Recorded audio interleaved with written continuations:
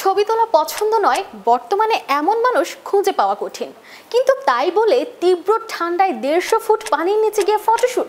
হ্যাঁ, এমনটাই করেছেন এই তরুণী।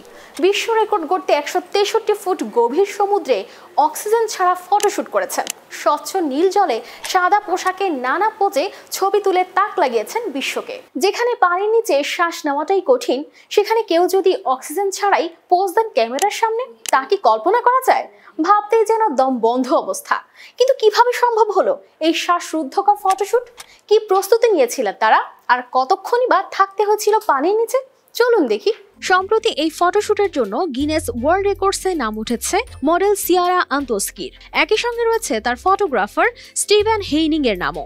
দুইজনের জন্যই বিষয়টি ছিল বেশ চ্যালেঞ্জিং। একসঙ্গে তারা তৈরি করলেন ইতিহাস।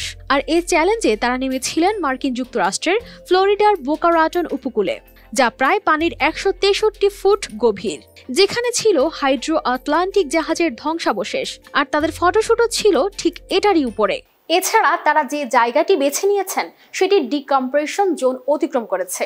এই ডিকম্প্রেশন জোন হলো পানির নিচে যাওয়ার একটি সীমা, যা 130 ফুট গভীর হয়।